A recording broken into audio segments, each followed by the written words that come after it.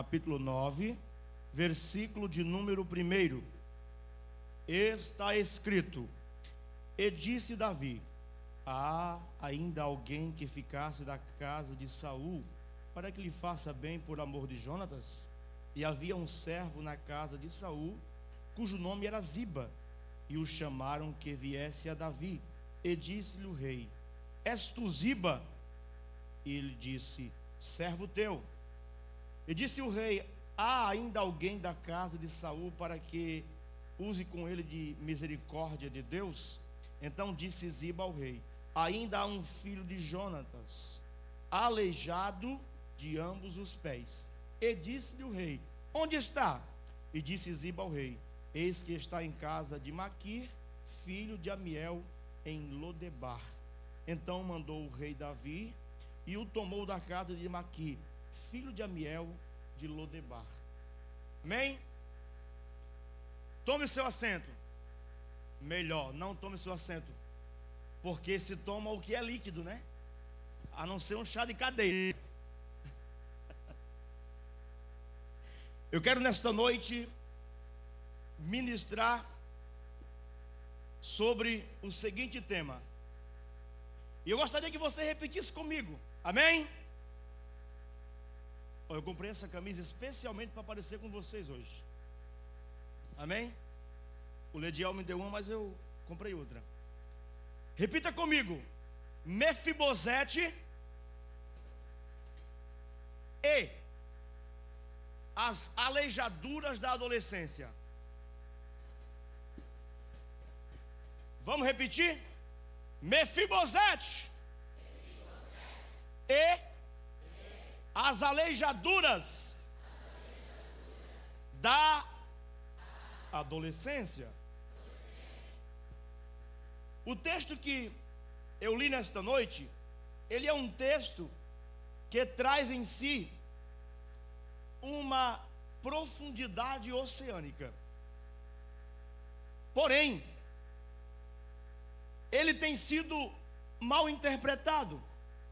Ele tem sido usado para fins questionáveis, não se dando a devida atenção à temática central. E eu gostaria de, dentro das minhas limitações, acreditar que Deus vai usar a minha vida nesta noite para falar contigo. E eu quero começar com toda uma história que aconteceu no interior de Minas Gerais. No interior de Minas Gerais, um ratinho vivia feliz da vida. Tinha sombra e água fresca. E não era a ovelha negra da família. E um dia, os donos da fazenda chegaram na cidade com um embrulho muito bonito. E ele pensou consigo: deve ser alguma guloseima para mim roubar à noite. Vou fazer a festa. Quando ele olha pela fresta da porta, ele percebe que é uma ratoeira.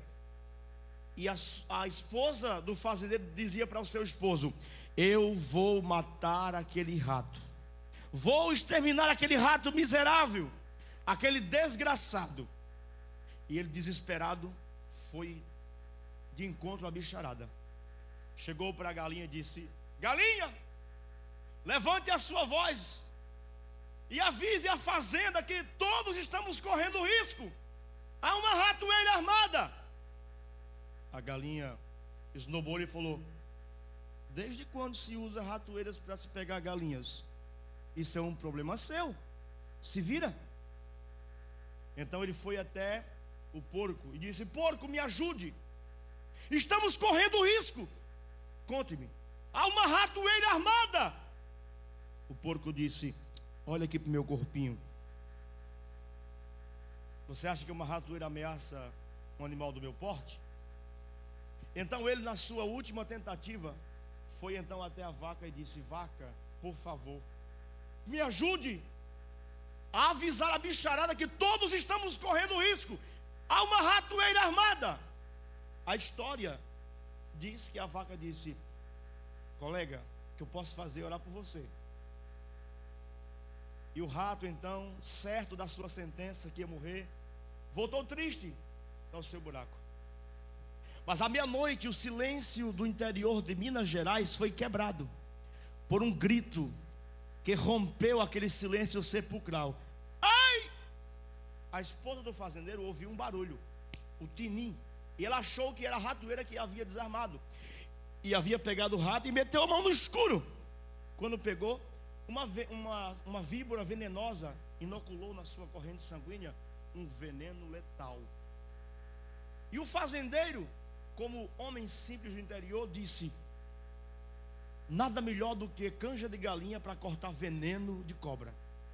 Foi até o galinheiro e matou a galinha. O que não era problema da galinha, virou problema da galinha. Daqui a pouco o quadro da sua esposa complicou-se. Ele disse: o que tenho que fazer, já sei. Vou matar o porco para comprar remédio de qualidade na cidade. Amanheceu o dia, ele matou o porco.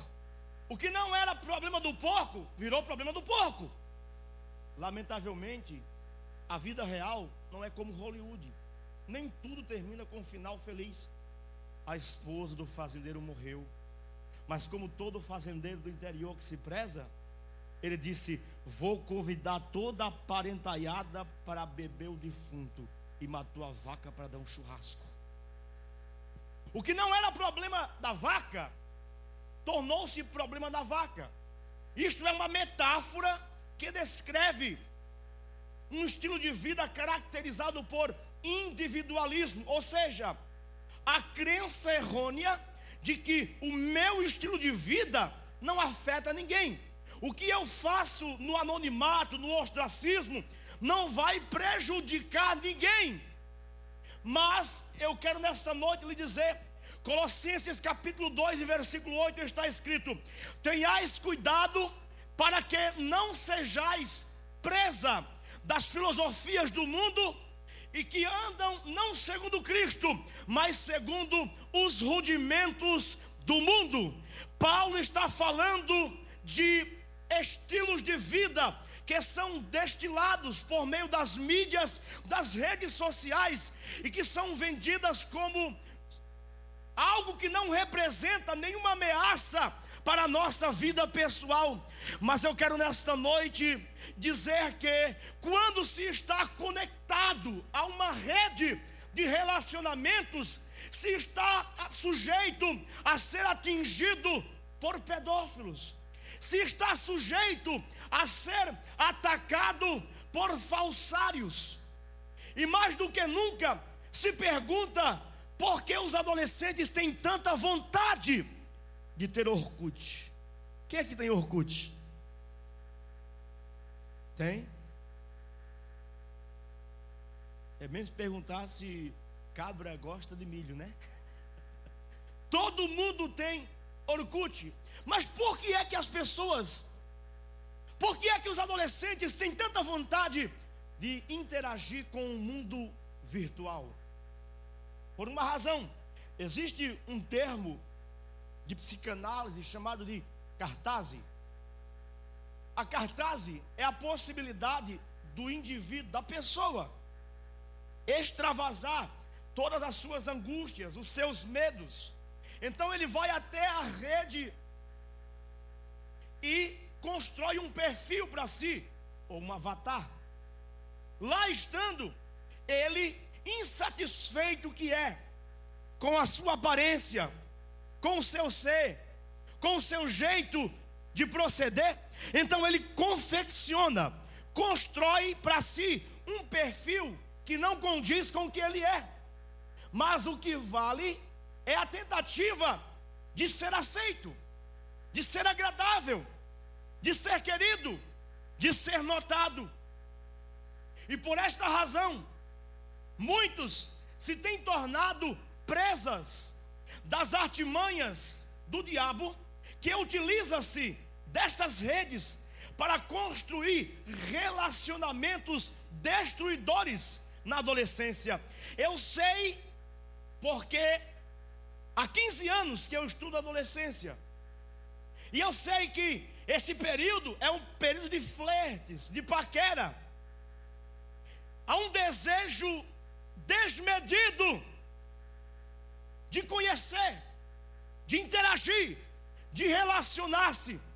E muitas vezes esse desejo é tão forte, tão dominador, que não se sabe escolher as pessoas certas com quem se relacionar. E o que isso tem a ver comigo? O que isso tem a ver com Mefibosete? Você já vai entender. Você vai descobrir, lendo esse texto, que a vida muitas vezes nos prega peças. Pessoas podem se aproximar de nós, podem fazer parte do nosso ciclo de amigos, estar conectado conosco na rede. Mas o problema é que nós temos uma geração conectada na internet e nos meios de comunicação, mas não podemos dizer que temos uma geração ligada em Deus. Não basta estar apenas conectada na rede, esteja ligado com Deus. Tenha desejo de Deus, busque a Deus na sua adolescência. Eu digo isso, sabe por quê? Porque quando eu me converti, eu era adolescente, e eu enfrentei todos os dramas da adolescência. Primeiro porque eu tinha hábitos, eu tinha um estilo de vida que se chocava com o mundo da igreja, com o mundo do reino de Deus. E como conciliar esses dois mundos, esses desejos que parecem antagônicos, que se chocam e que constroem em nós conflitos. Nós vamos aprender com Mefibosete coisas bem interessantes. Primeiro, nós precisamos entender, mais do que nunca, que os nomes das pessoas na Bíblia, eles tinham uma conotação profética. Nunca na Bíblia alguém recebe um nome. O nome de alguém significa a expectativa de Deus para ela. O nome de alguém na Bíblia significa a expectativa da família. Os nomes na Bíblia têm característica teológica. Eles têm a intenção de relembrar e tornar parte da memória de todo mundo que Deus é real, que Deus está presente, que Deus não pode ser esquecido. Porém, Mefibosete nasce em um momento crítico da história. Ele nasce em um momento de guerra. E a Bíblia diz que ele estava aos cuidados da sua ama. E quando chega uma notícia de que os seus pais, os seus parentes haviam morrido, na pressa, a sua ama de leite lhe deixa cair. E ele torna-se então aleijado. Ele passa a ter as suas duas pernas aleijadas.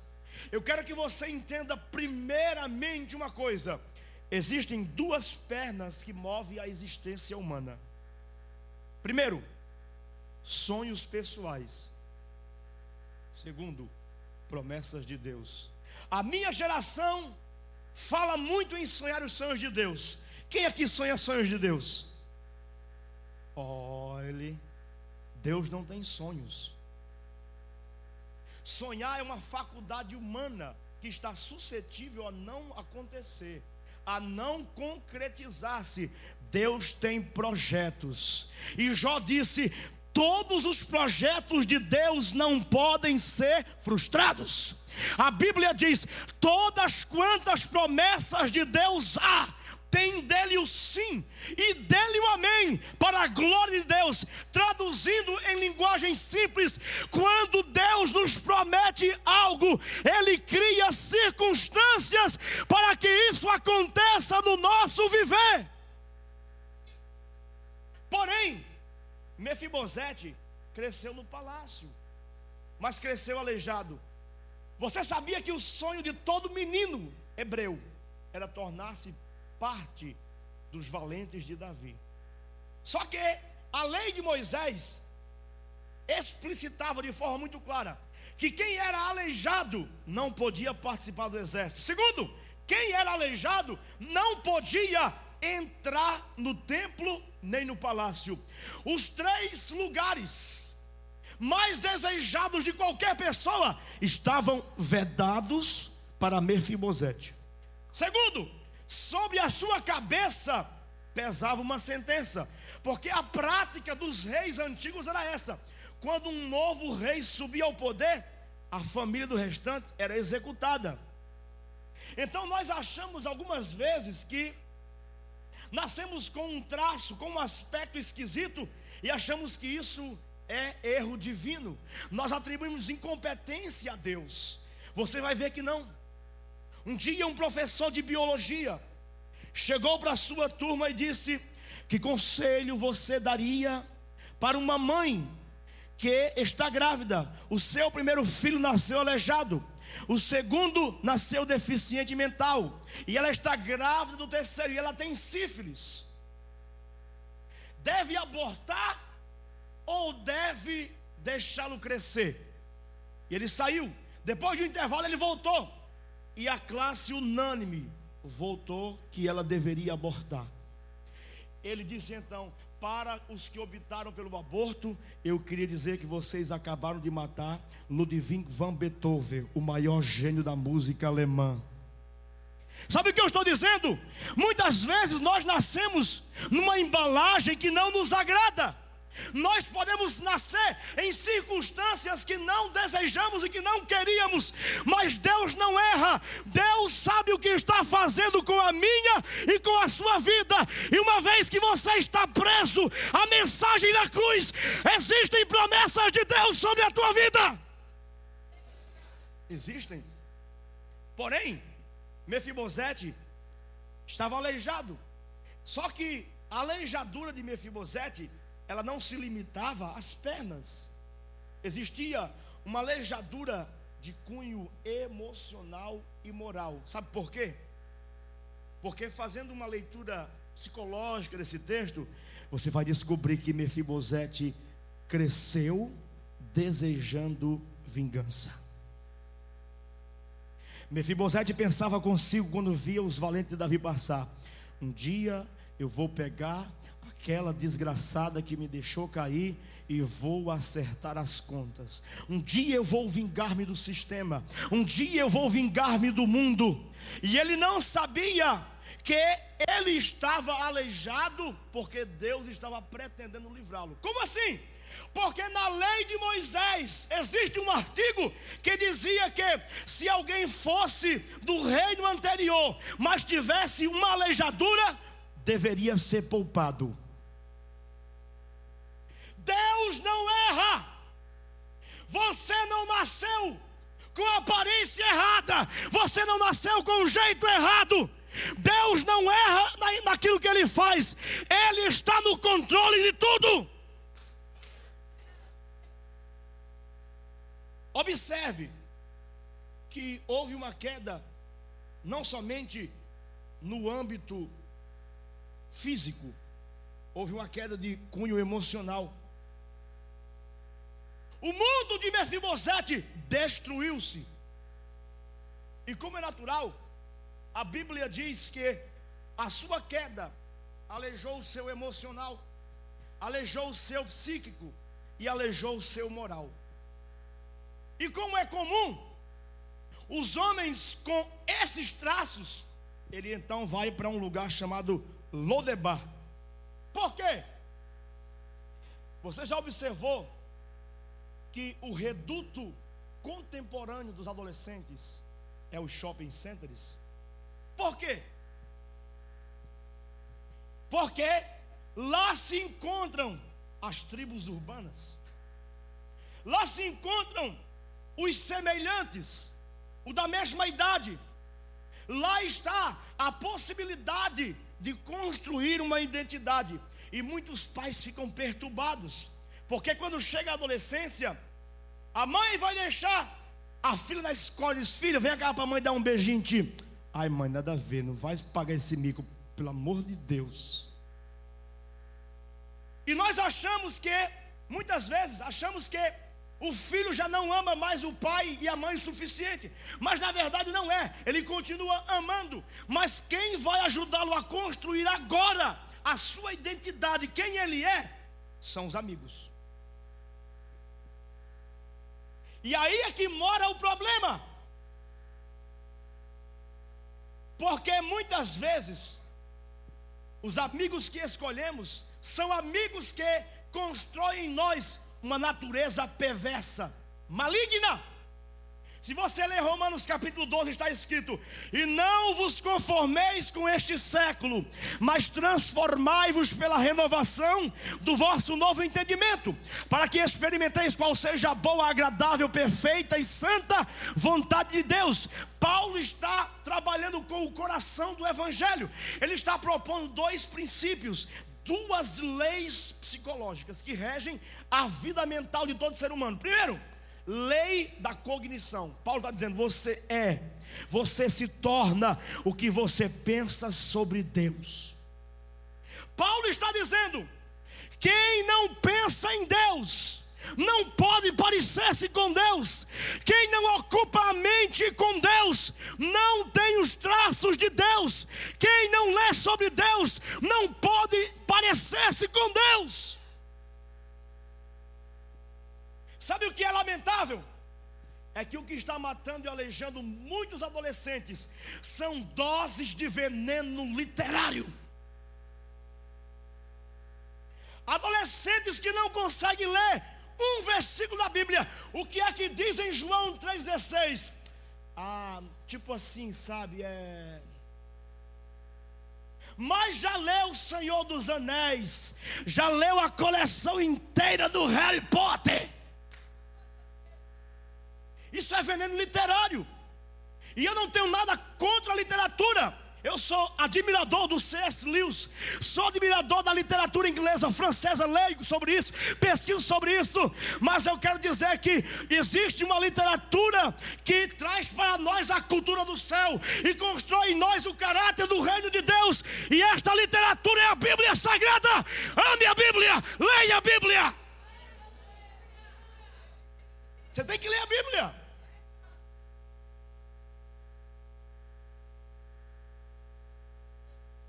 Uma outra coisa, a Bíblia diz que ele foi morar em Lodebar. O nome Lodebar, existem alguns conceitos de um exegeta para outro, varia muito. Mas literalmente significa lugar de pessoas problemáticas. Literalmente, Lodebar era uma espécie de shopping para Mefibosete. Mefibosete significa vergonha destruidora. O seu nome significava e simbolizava uma geração, uma era. O nome Mefibosete não é apenas o nome de uma pessoa, é um retrato de uma geração que pode aprender a conviver sem a presença de Deus, porque o seu nome significa que a glória de Deus foi roubada, que a arca foi roubada, que a presença do Deus do seu povo foi retirada. Mas o interessante nessa história é que Deus usa esse indivíduo totalmente problemático, totalmente traumatizado, para redefinir uma geração, a sua geração. Como assim? Primeira coisa que você tem que entender também: Mefibosete foi morar num lugar de pessoas problemáticas.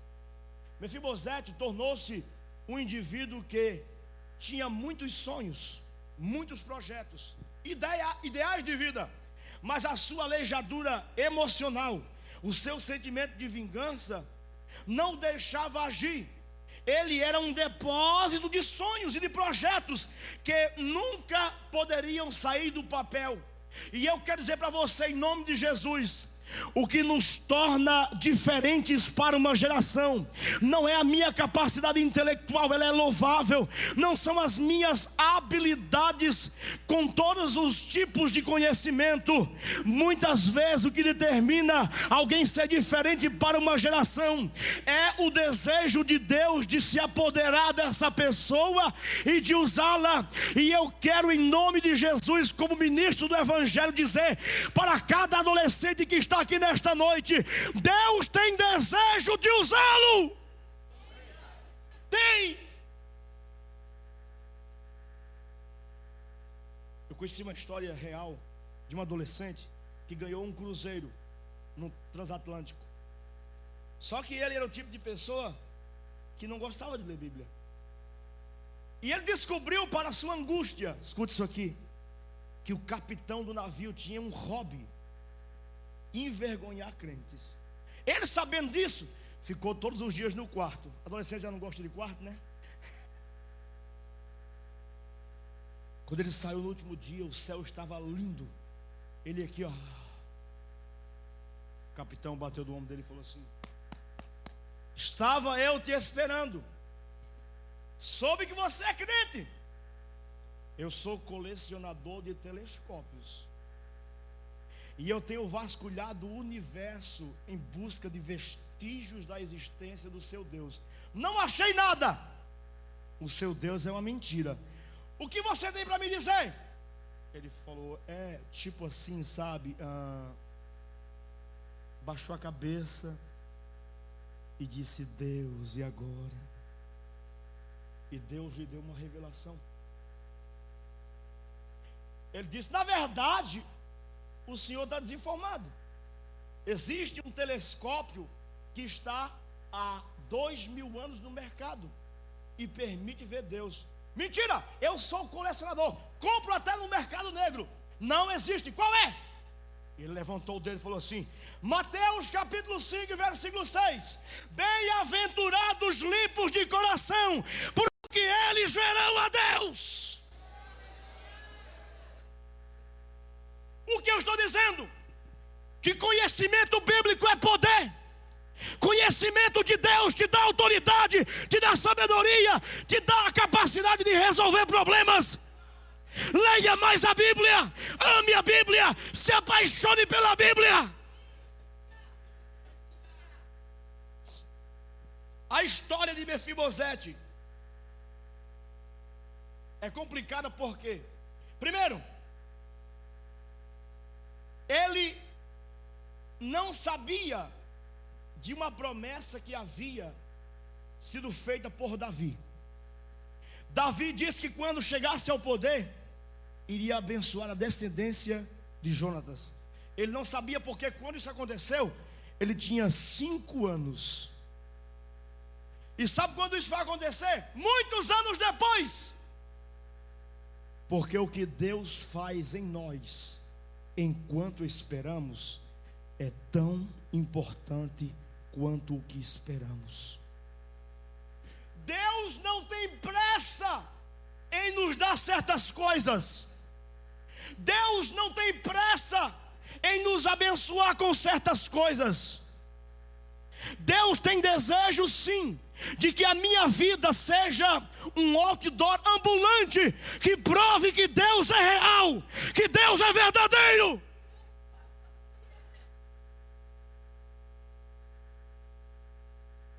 E Deus nos coloca em situações bem engraçadas. Eu estava caminhando no calçadão de Balneário de Camboriú, e eu estava orando: Deus,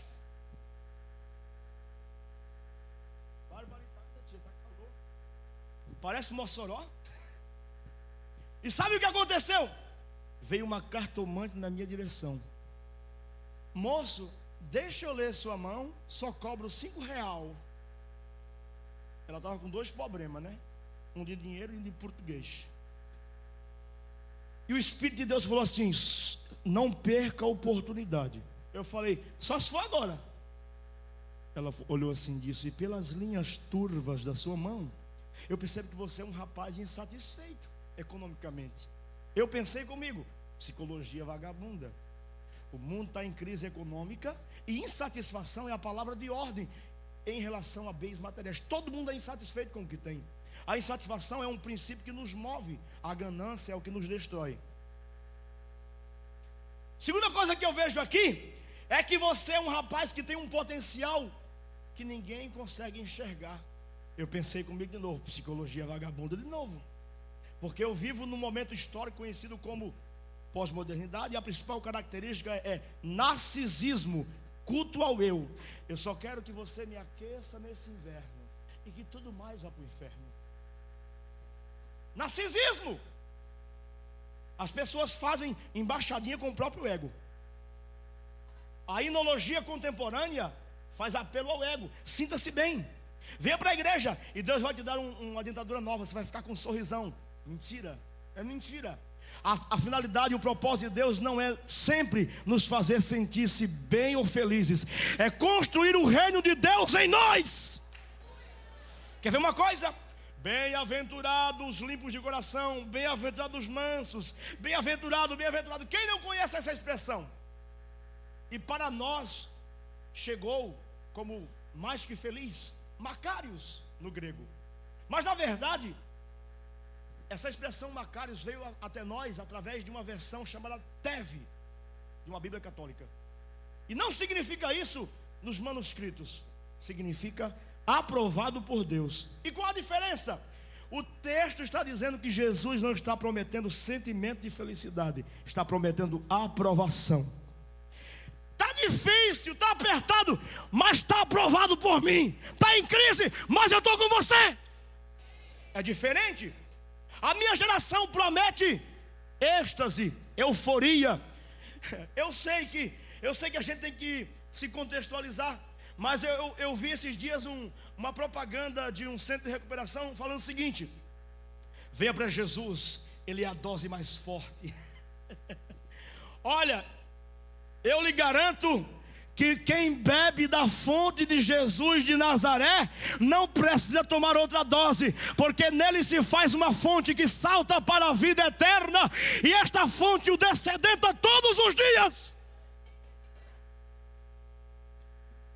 Ela disse: a terceira coisa que eu vejo nas linhas turvas da sua mão é que a moça com quem você está não é a mulher da sua vida. A mulher da sua vida é uma loira, e você vai conhecê-la numa balada. Oh, meu Deus. Eu pensei comigo, se a minha nega estivesse aqui, tu ia ver com quantos paus se faz uma canoa.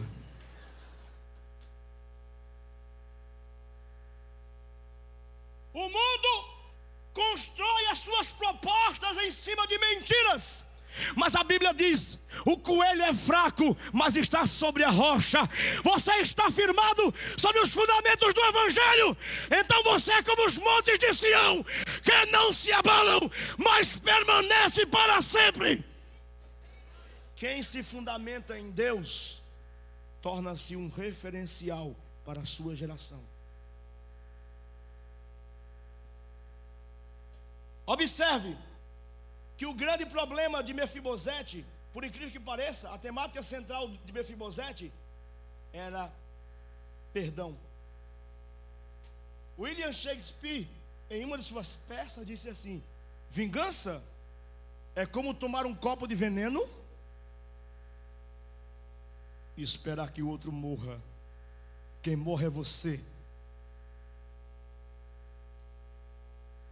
Porém, existem concepções esquisitas de perdão. Existem ideias erradas de perdão. Observe que o perdão não é esquecimento. Nós aprendemos que perdão é esquecimento. Perdoou, mas você lembra ainda? Então você não perdoou. Não. Perdão da perspectiva bíblica não é esquecer, porque não existe a tecla delete na mente, a não ser que você sofra um politraumatismo. Por favor, não faça isso em casa, né? Eu quero perdoar. Não faça isso, que você não vai perdoar. Tem que abrir o coração.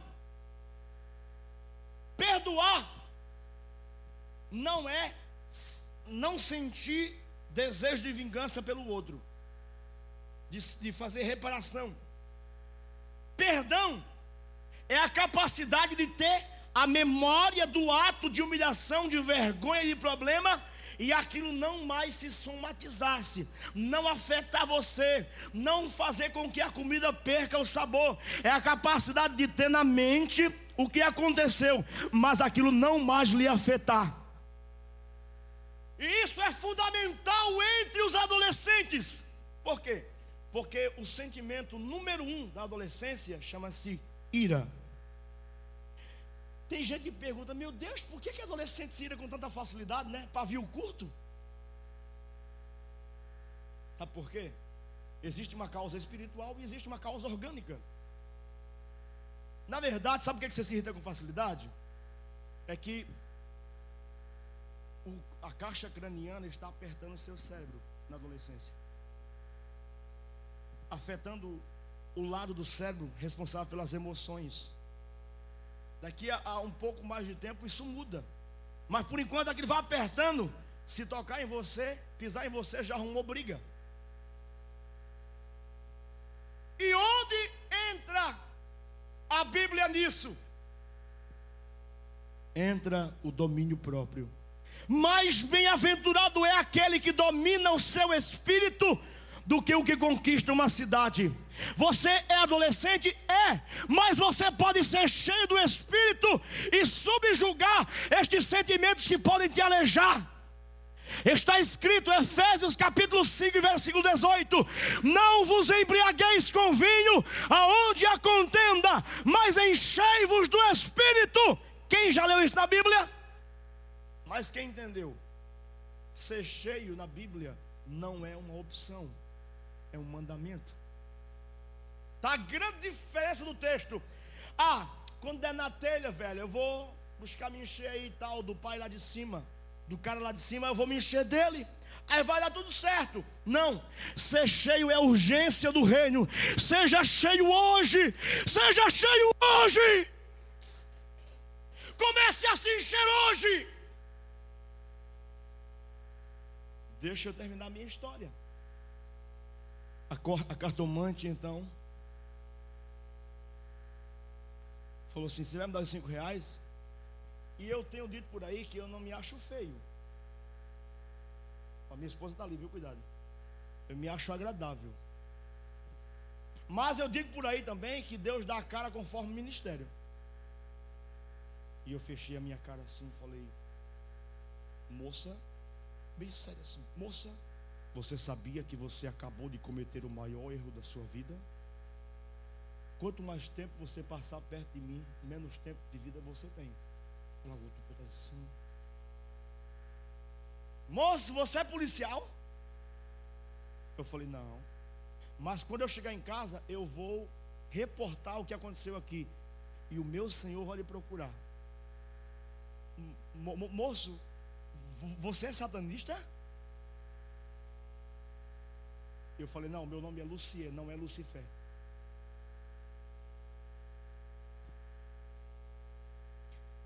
Moço, por favor, me diga o que é que você é. Ela queria me dar os R$5 de volta.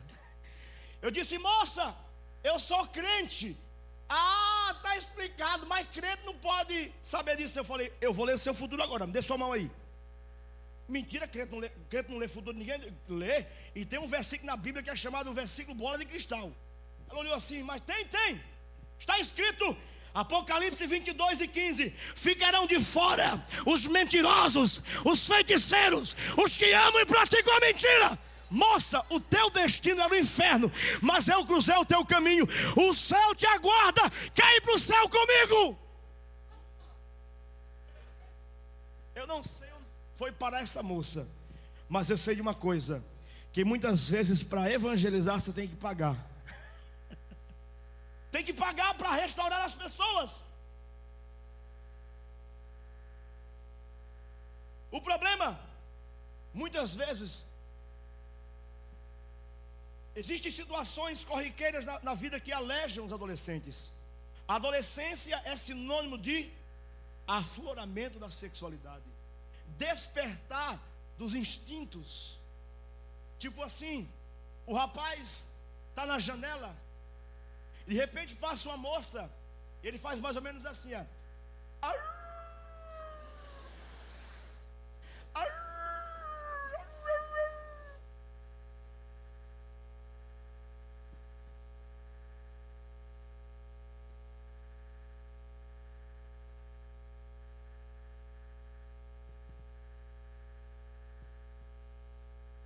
E o despertar precoce para a sexualidade é o que aleja a adolescência.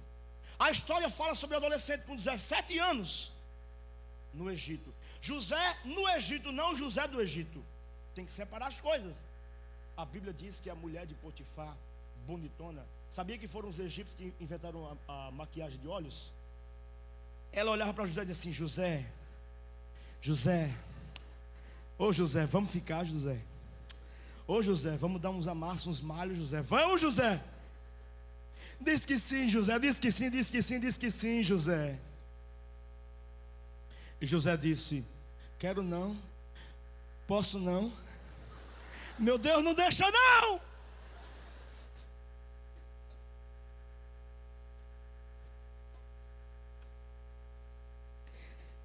Isso é uma prova concreta, cabal e real de que eles escutam o que eu acabei de falar. Isso é uma música popular. Quero não, minha mulher não deixa não, não posso não. O lema de José é: quero não, não posso não, agora não, e Deus não deixa não. Sabe por quê? Flávio José, fazendo um comentário sobre esse texto, ele acrescenta alguns detalhes que não está no texto. Ele diz que ela persistia e disse que ela era bonita. As mulheres egípcias são famosas pela sua beleza, mas era bonita mesmo, meu irmão. Bonita. José, ô José, José, ô José, deita-te comigo. E a Bíblia diz que José disse: olha, eu posso tocar em tudo aqui, mas em você não posso nem arranhar a unha, porque os olhos de Deus estão me vendo. A história diz que a mulher de Potifar foi até a sala, rasgou uma cortina de fio de linho egípcio puro e jogou sobre os olhos de uma divindade que havia na sala onde eles estavam conversando, e disse: José, agora você pode se deitar comigo, os olhos dos deuses do Egito estão cobertos. Flávio Joséfo diz: é verdade, os olhos dos deuses do Egito estão cobertos, mas os olhos do Deus de Israel são como chamas de fogo e estão me vendo aqui. Se existe uma verdade no mundo das comunicações, é: sorria, você está sendo filmado. Quem somos nós quando ninguém está nos observando? Ah, se os espelhos falassem. E adolescente é inteligente. Adolescente e desenvolveu o internetês e um conjunto de gírias que a mãe não entende, o pai não entende. Eu conheço um que me contou. Ele disse que entrou no banheiro escondido com uma Playboy. Entrou escondido assim. Saiu de lá meio cansada, cara pálida, que eu não sei o que estava fazendo. E a mãe disse: menino, o que você estava fazendo aí, mãe? Ele disse: mãe, eu estava fazendo um download de umas imagens. O problema é que nós achamos que podemos nos envolver com o mundo virtual sem ele trazer prejuízo sobre nós. A internet é uma janela e um cárcere para a adolescência. É uma janela que nos põe em contato com o mundo através da rede, mas também é um cárcere que transforma o nosso quarto num lugar aonde nós escondemos os nossos cadáveres. Nós precisamos entender: os apelos da sua sexualidade são tão fortes que você cresceu, você se converteu, mas os seus hormônios não sabem disso. Eles continuam tentando se rebelar contra o seu corpo. Quer ver uma coisa? Eu sei que parece pesado o que eu vou falar, mas é real. Eu tenho dito por aí, aqui tem algum italiano? Levante a mão, por favor. Por favor. Nada contra os italianos, viu? É que eu batizei um tipo de beijo chamado de beijo italiano. Existe um beijo italiano que é mais ou menos assim, ó.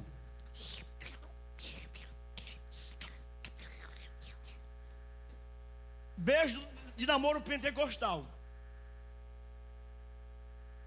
Os estudiosos dizem que um beijo prolongado prepara o corpo da menina para uma relação completa. Quer um conselho? Beija devagar.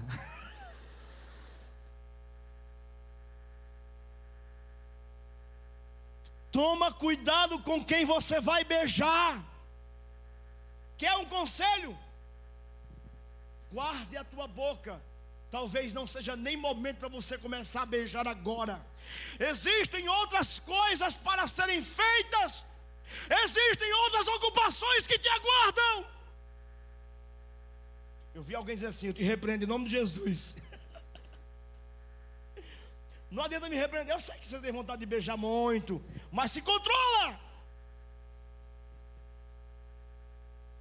Na Praça 7 de São Paulo fizeram a seguinte experiência. A adolescência é um período de profunda espiritualidade, sabia? É na adolescência que surgiram os grandes filósofos, os grandes teóricos, os grandes homens da humanidade. A adolescência é um período de profundas experiências com Deus ou com o ateísmo. E o diabo sabe disso. E tinha um adolescente muito crente numa congregação. E os coleguinhas dele, quem tem amigo desse tipo não precisa de inimigo, né? Resolveram testá-lo, porque conheciam o caminho dele, o caminho da roça dele. Colocaram uma Playboy no caminho que ele passava todo dia. E ele andava com a Bíblia assim, ó. Ele literalmente encarnou o soldado de Cristo. E um dia ele foi passando, estava lá a maledita da revista. O sangue de Jesus tem poder. No outro dia estava lá. Ulalá. Eita terra. Aleluia. Quando ele chegou na última página, ele falou assim: o sangue de Jesus tem poder, playboy. O problema é que a sua mente já arquivou um monte de imagens. E sabe qual é o grau de dependência disso? Quando você lê ou vê pornografia, não é o diabo, é o seu cérebro. Produz um hormônio chamado epinefrina. Joga na sua corrente sanguínea. E você, com 24 horas, é dependente de imagens pornográficas. Não é à toa que, mesmo não conhecendo as neurociências, Davi não conhecendo, mas o Deus que inspirou Davi no Salmo 101:3 disse: não colocarei coisa má diante dos meus olhos. Não envenene a sua alma. Eu tenho amigos que sofrem com isso até hoje. A gente encontra cada figura na igreja. Aqui não tem não, mas de onde eu vim tem um monte. Ele chegou para mim e falou assim: você, cara, eu tenho um dom estranho, cara, não me compreendo. Falei: ah, qual é? Se eu tenho um dom, toda a igreja que eu chego, as meninas ficam apaixonadas por mim. Rapaz, é um assédio. O que é que você acha que é? Que dom é esse? Eu falei: isso é demônio nos seus coros. Vai te converter, senão você está fadado ao desmantelo, rapaz. Ele se consertou. Vai se casar agora. Eu vou para o casamento dele com a menina abençoada. Sabe por quê? Porque existe uma lei chamada de lei da semeadura. E ela existe no mundo dos relacionamentos. Quem planta infidelidade, quem brinca com o sentimento dos outros, vai colher maus tratos também.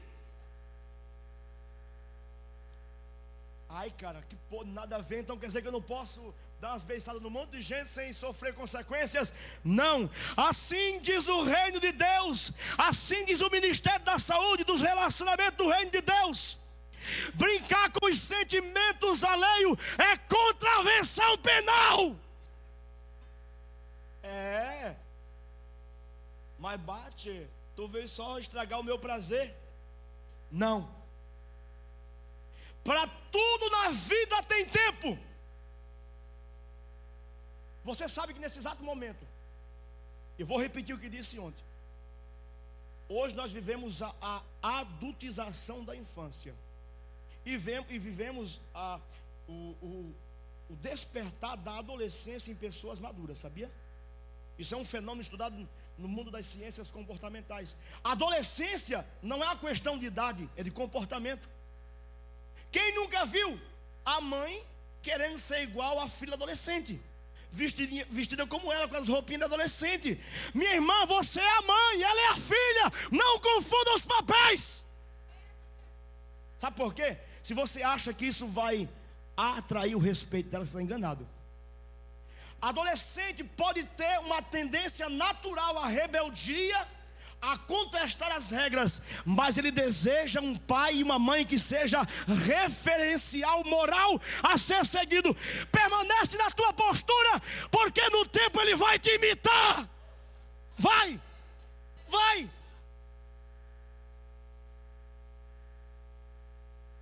São aleijadores da adolescência, aleijadores. Quer ver uma coisa? Sabe qual é o pecado? Sabe qual é o maior medo do homem contemporâneo? Não é morrer. Dizem os estudiosos.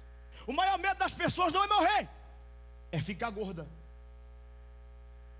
é ficar velha, é ficar feia. A sociedade contemporânea, ela é, repita comigo, não é um palavrão, diga, lipofóbica. Diga de novo, lipofóbica. Ela diz: se você é baixinho, se você tem excesso de fofura, você não está na fita, velho. E pessoas dentro da igreja comem, se alimentam possuídas por um sentimento de culpa. É a facada no garfo da carne. Ai meu Deus, vou engordar.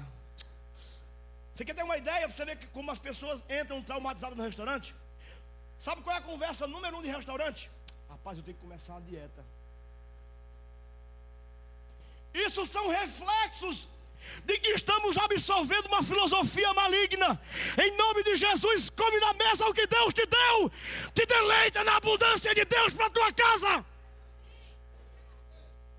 Oh Jesus, se eu pudesse todo dia tomar café no Café House Glória, eu estava feliz da vida. Cheguei lá, eu fiquei sem apetite. Sabe por quê? Não sabia o que comer, tinha tanta coisa. O problema é que nós temos aqui anorexia e bulimia.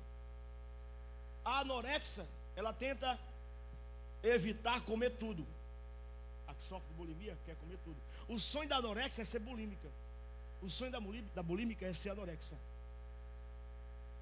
Isso são transtornos que causam o quê? Distúrbio da autopercepção. Torna a pessoa aleijada, a pessoa se sente doente. É tanto que isso chega a um quadro clínico psiquiátrico. E quando eu digo que eu sou feio, eu não sou feio, eu não sou feio, eu não sou feio. Quando eu me acho fora dos padrões da minha geração, eu estou comprando mentiras. A mídia diz: se você não tiver o corpo rebolado da Gisele Bündchen, você não é bonito. É mentira! Se o seu cabelo não parecer com o cabelo do Restart, você está fora da fita. Mentira! Se o seu cabelo não parecer com o Just Bobo,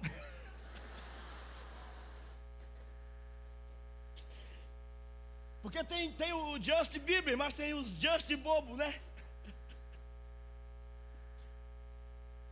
É mentira. Ninguém que é templo e habitação de Deus é feio. Porque a Bíblia diz que um coração alegre aformoseia o rosto. Se olhe no espelho da palavra de Deus, Ele está dizendo: você não é torto, você não está aleijado.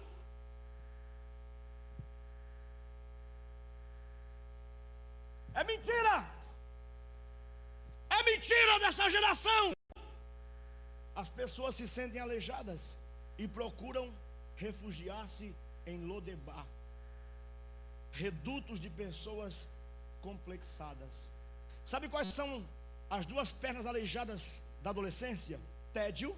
O que é tédio? Tédio é a sensação de que a vida está passando e eu não fiz nada de importante. Complexo de inferioridade, o que é isso? É eu me olhar e me avaliar por padrões errados. Eu me sinto abaixo da expectativa das pessoas. Irmãos, eu senti muita vontade de contar isso, não sei porquê. Um dia, eu estava num ambiente e tinha um pastor da Adonep. E ele chegou assim, brincando, mas debochando de mim, sem nem me conhecer. Nunca me viu, falou assim: ó, gente, bichinho, Tu é da onde? Eu falei: se você me disser o que significa antropotel, psicobiosofia, eu lhe digo de onde eu sou. Ele disse: hã? Eu falei: o quê? Não sei. Não sei de onde sou também, meu irmão. Sabe o que é isso? Quem vai determinar o seu valor não é a opinião maligna de algumas pessoas, é o que Deus pensa sobre você.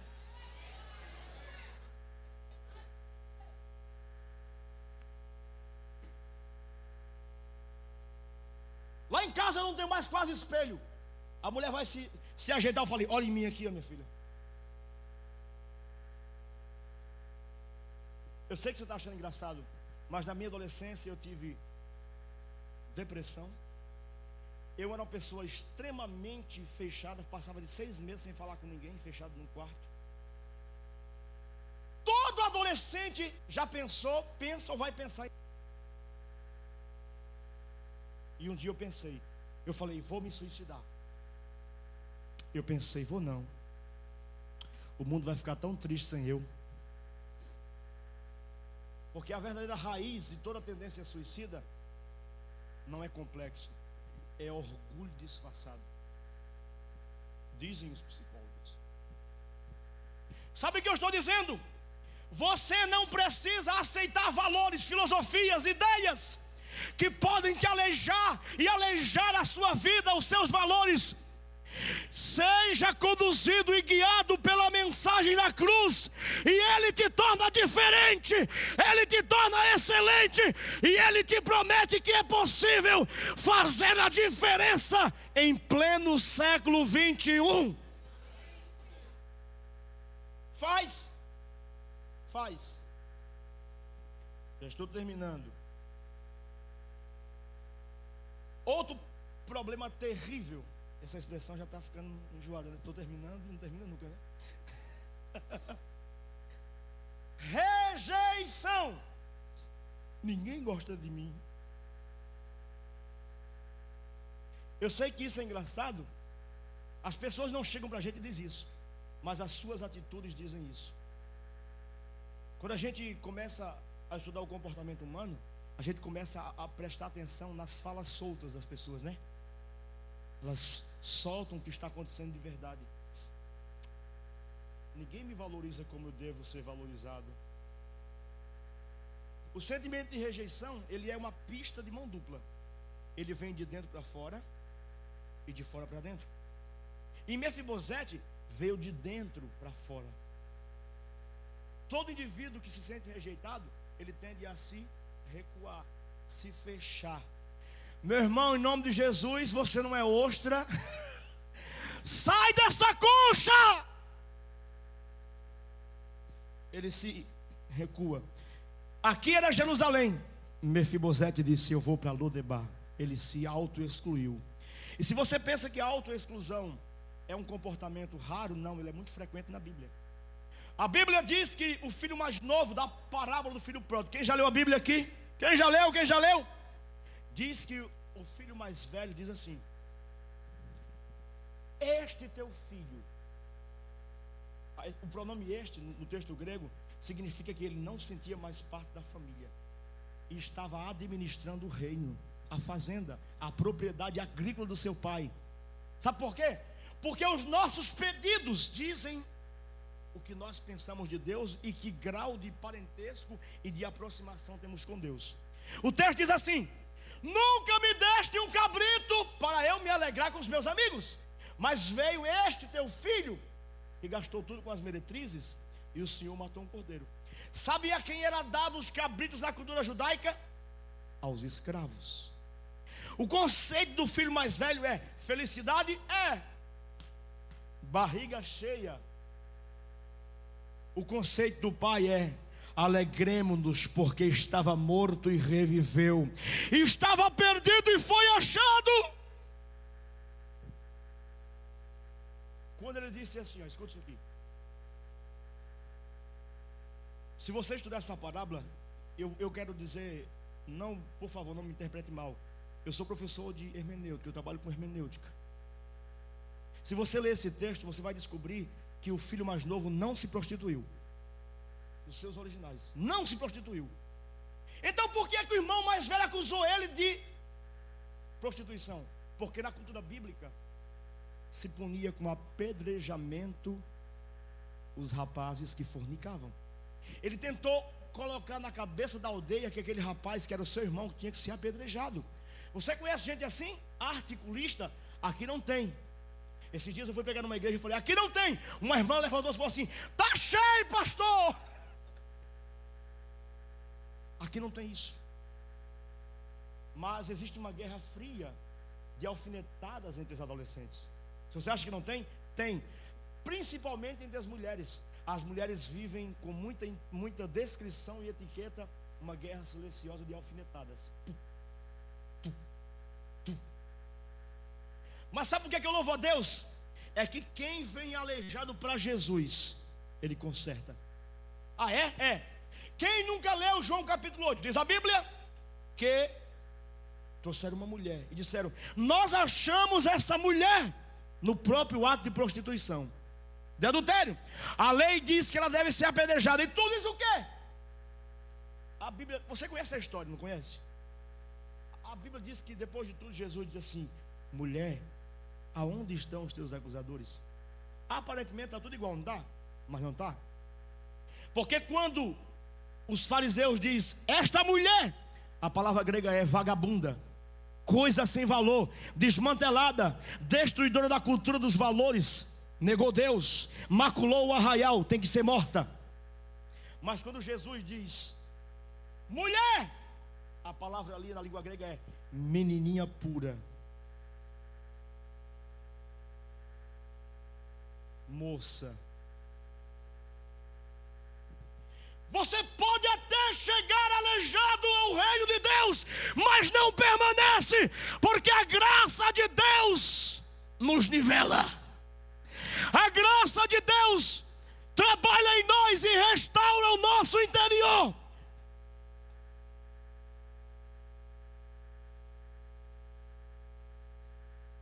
Por favor, entenda isso. Deus deseja que você tenha saúde. Terminando a história, diz a Bíblia que mandaram chamar Mefibosete em Lodebar. Mefibosete, vergonha destruidora. Lodebar, lugar de pessoas problemáticas. E ele foi trazido então aonde? À mesa do rei. E nós vamos ver o estado da alma de Mefibosete quando ele diz: quem sou eu? Um cão morto, para que tu te lembrasses de mim. A expressão cão no mundo bíblico descreve uma natureza repugnante. Mefibosete tinha consciência do que acontecia no teatro da sua mente. Ele administrava os pensamentos mais sórdidos. E ele, achando que iria ser sentenciado, Davi disse: eu restituirei todas as terras do teu pai, e de contínuo tu comerás à mesa do rei. A toalha era posta sobre a aleijadura de Mefibosete, e ele seria um igual no palácio. Ele tinha a aleijadura que lhe impossibilitava de entrar no palácio, de entrar na cavalaria real e de entrar no templo. Mas Deus restaurou a aleijadura não apenas física de Mefibosete. Deus o curou nos seus valores, nas suas expectativas. Sabe por quê? Porque muitas pessoas fazem a travessia da adolescência de forma mal sucedida e se tornam adultos aleijados e problemáticos. Em nome de Jesus, você vai crescer saudável, sarado, curado. Fique de pé em nome de Jesus.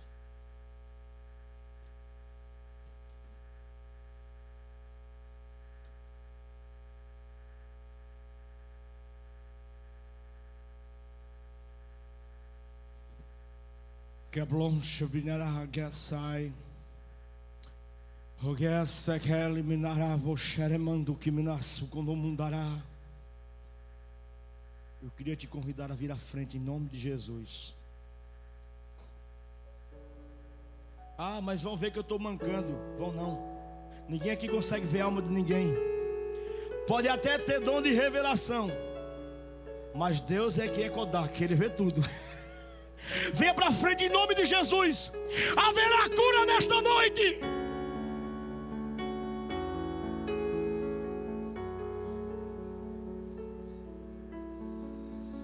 Bekel Harpson Okumnarai. We get Naraka Bondolia, how in the Snaragam Doyalegimnarai. Hegidao Kimushari, Noigimaulis now, Shnarabakamandarai. Kehakon, Dokalig, Shevinara. Little Legal is now Ikemando Kimab Yashuimnere. Deus está curando pessoas neste lugar.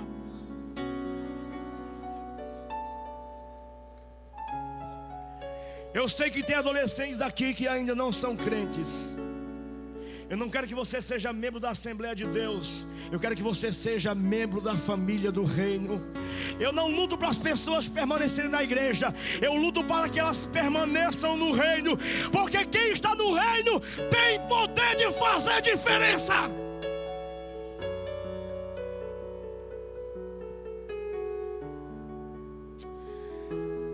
Por favor, feche seus olhos. Eu não estou brincando com os sentimentos de ninguém. Eu não gosto disso. Eu sou inimigo de manipuladores. Mas eu sinto um trabalhar tão profundo de Deus neste lugar.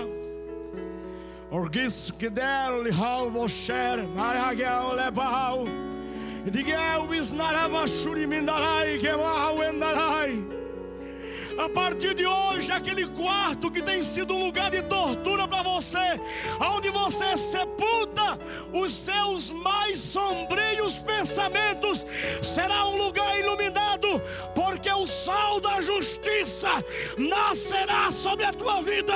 Então vereis a diferença entre aquele que serve a Deus e aquele que não serve.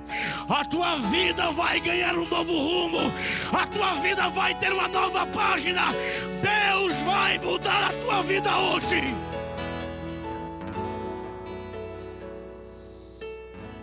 O Conshem Kitzer Hamol Kumundara Kamsa Itigiri Snow Kemanayal Gimasai Darabiakal Shurigemango Lui House Narabakala Hundarai. Holy Spirit, help him to come back.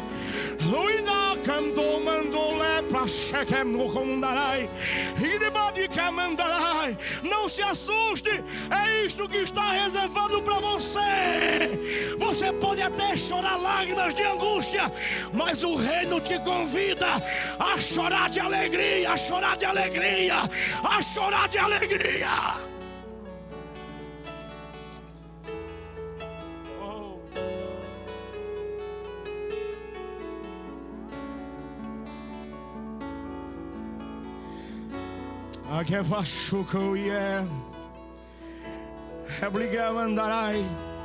Eu sei o que é ser adolescente músico. Pode até não parecer, mas eu já cantei numa banda. E Davi, quando pecou, Davi conseguia tocar o coração de Deus, mas a própria música que ele tocava e cantava não tocava mais ele. Eu sei o que é ministrar aos outros e não sentir-se ministrado, mas em nome de Jesus de Nazaré, esse instrumento que Deus te deu, adolescente, ele tem uma finalidade de ser canal da glória de Deus. Quando você tocar esse instrumento, Deus pode curar através do som dele. Que hino lindo! Babilônia não habita mais no meu coração. Quem pode nesta noite dizer: Babilônia não habita mais em mim, Babilônia não habita mais em mim? Tudo que é bom, tudo que é louvável, tudo que é digno, tudo que é honroso, nisto ocupai a vossa mente, buscai as coisas do alto, pensai nas coisas do alto, dedicai-vos à palavra de Deus. Ore comigo. Senhor Deus e Pai, Deus, eu acredito verdadeiramente no que eu preguei. Deus, porque isso é parte do que eu era, Senhor. Problemático, esquisito. Ó Deus, sem nenhuma expectativa por parte das pessoas da minha geração, mas o Senhor resolveu acreditar em mim, investir em minha vida, meu Deus. E há pessoas que estão aqui, que têm promessas, mas não sabem disso. Deus, existem promessas da tua parte. Deus, em nome de Jesus de Nazaré, eu quero repreender dos adolescentes Senhor, todo princípio de depressão, Senhor, toda angústia existencial. Deus, que a tua paz, que excede todo entendimento, se apodere de cada moça agora. Deus, em nome de Jesus, que a tua presença arranque nesta hora de Lodebar todo moço, toda moça, Senhor, que está lá, Senhor, se remoendo, Senhor, encontrando culpados para a sua situação. E nesta noite o teu Espírito, Deus, lhe orientou a perdoar, a levantar-se deste estado de prostração e voltar-se para o centro da vontade de Deus. Oi, pois, serigimnara, hadar que mondonda kan shakai kaligimnara, ribeshuri bandere que mandarai. Senhor, se o que eu estou pregando é verdade, se o teu Espírito está leve com o que eu estou pregando, Deus, que haja alegria do céu agora, alegria, alegria, alegria, que estas lágrimas represadas rolem pelo rosto agora e sejam substituídas por lágrimas de alegria, de alegria, de alegria. Kubukaleca hau hona e que pisnara calvia hapsa cuida aí ao kungundara shagamlis na hau agobitsel hel mancondarai shegimnara. Mantenha sua mão levantada. Sugar her seker plunara agobidai kalibinara darasha regil isna kuminara mandara. Receba o que o Espírito de Deus está ministrando.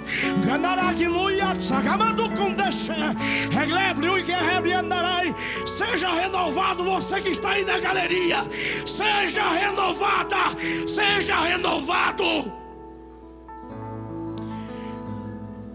Kapakondui acondicional. Aí, ali, oitamando que na Harrisna, que abrigará andou. Olhe botará para chugna que andarai. Chucomanduri mandará. A presença de Deus está neste lugar. A presença de Deus está nesta casa. Que seja destruída agora, no nome de Jesus, toda a mentalidade de Lodebar, e que se construa um desejo por Jerusalém em cada coração, em nome de Jesus. E quem crê e concorda comigo, diga: eu creio, eu creio, e vai acontecer.